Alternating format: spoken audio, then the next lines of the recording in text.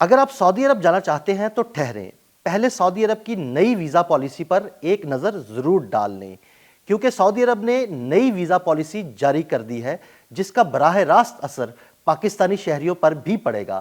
سعودی عرب کی نئی visa policy کیا ہے، اس کے اہم نکات پر ایک نظر ڈالتے ہیں۔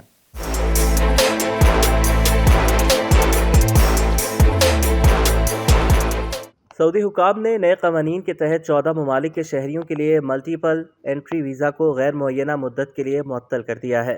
اب یہ شہری صرف سنگل انٹری ویزا حاصل کر سکیں گے۔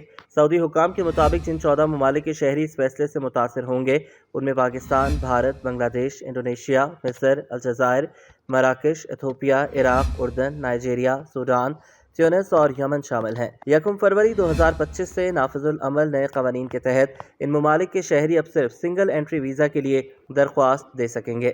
ملٹیپل انٹری ویزا عارضی طور پر معطل کر دیا گیا ہے، تاہم اس کی بحالی کے حوالے سے کوئی حتمی تاریخ نہیں دی گئی۔ سنگل انٹری ویزا صرف 30 دن کے لیے قابل استعمال ہوگا۔ سنگل انٹری ویزا کی یہ پابندی حج، عمرہ، سفارتی اور رہائشی ویزوں پر لاگو نہیں ہوگی۔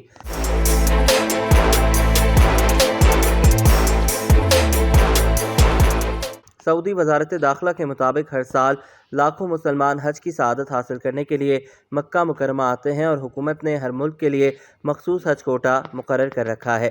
تاہم ملٹیپل انٹری ویزا رکھنے والے بعض افراد بغیر اجازت حج میں شامل ہو جاتے تھے، جس سے انتظامات میں شدید مشکلات پیش آتی تھیں اور حرم شریف میں ہجوم قابو سے باہر ہو جاتا تھا۔ گزشتہ سال حج کے دوران شدید گرمی اور حبس کے باعث 1200 سے زائد حجاج کرام جاں بحق ہو گئے تھے، جن میں زیادہ تر وہ افراد شامل تھے جو بغیر اجازت حج میں شریک ہوئے۔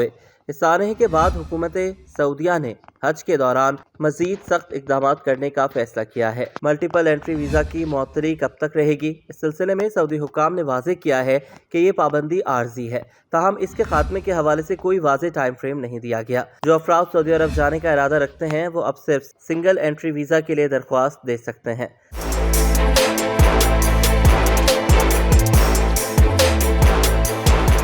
سفر سے پہلے سعودی سفارت خانے یا ویزا ایجنسی سے تازہ ترین معلومات حاصل کرنا ضروری ہوگا۔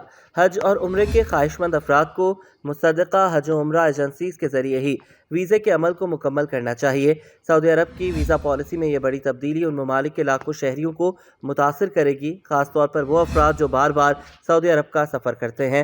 اگرچہ اس اقدام سے حج کے دوران ہجوم کو کنٹرول کرنے میں مدد ملے گی، لیکن کاروباری اور نجی سفر کرنے والے افراد کو مشکلات کا سامنا کرنا پڑ سکتا ہے۔